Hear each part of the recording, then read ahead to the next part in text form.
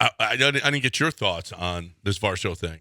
I mean, are you? Well, I mean, I'm pretty conflicted because I'm kind of with you. Like, I'm just really emotionally, I'm psychologically attached to these quarterbacks because these starting pitchers, because we just personally witnessed the power of having a pitching staff like this. And you just lost Justin Verlander, okay? Now, you still were rolling 7 deep last year. Now you're 6 deep. So I get that, but Lance McCullers has been oft injured in his career. And I just think it would be, unless you have somebody ready to take over that position, I think it'd be foolhardy because you're probably picking up a free agent pitcher who's a guy who can bounce from bullpen to starter if you lose Lance McCullers. I mean, if you lose a starting pitcher in a Varsho trade.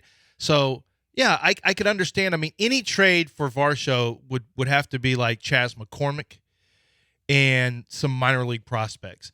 I wouldn't want it to be – I just wouldn't want it to be a starter. I can't imagine it being anyone in the bullpen. I don't know why they give up Varsho for McCormick. Well, I mean, a younger guy who can hit. It's obviously it would start there. I wouldn't. For me, if I'm trading Luis Garcia, then I'm doing a one-on-one swap. I'm not giving anything else.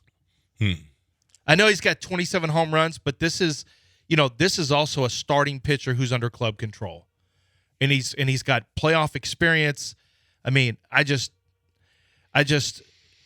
and to be honest with you, yeah, you're probably right. It's more likely Urquidy because he's going to be more expensive because he's going to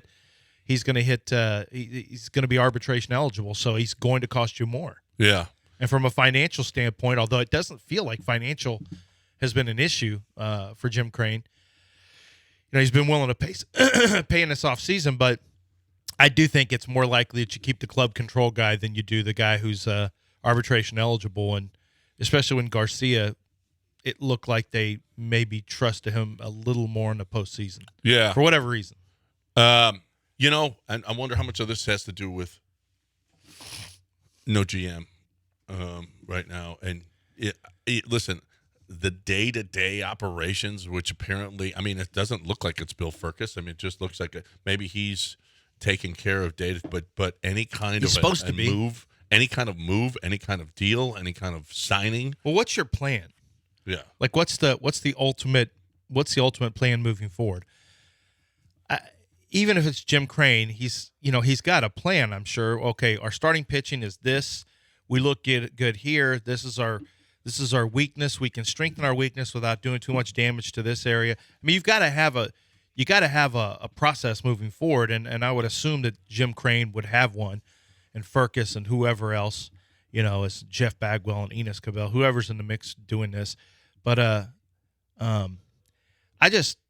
I don't know. For me, I just didn't get too pumped up about it yesterday. I like the 27 home runs. I don't like the high strikeouts. I don't like the low on-base percentage.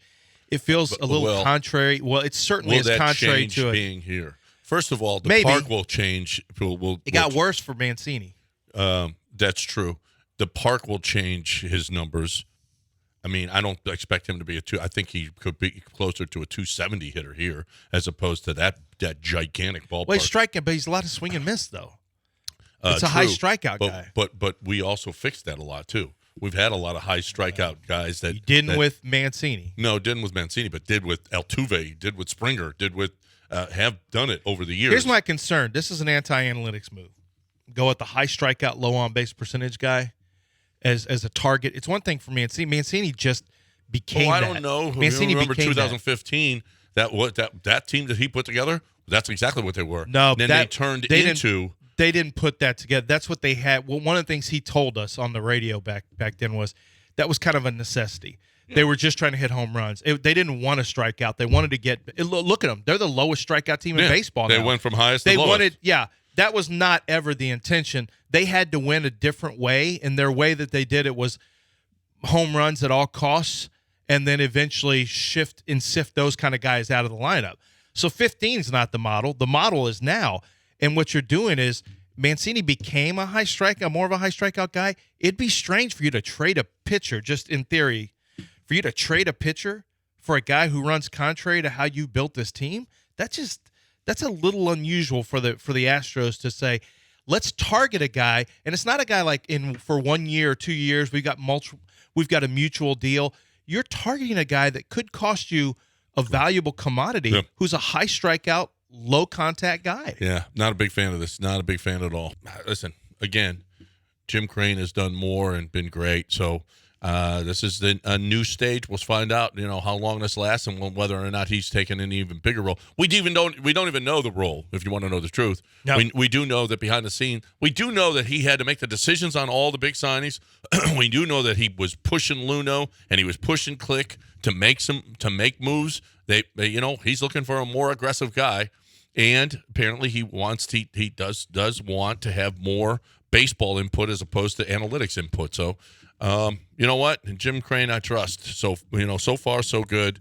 We got to let the guy do it. He has turned what the biggest joke of an organization into the supreme the gold standard for organization. So until it really screws up, I think we got to hold off any real criticism of what Jim Crane is doing. We'll find out. We'll see if they start to slide. Then we'll know.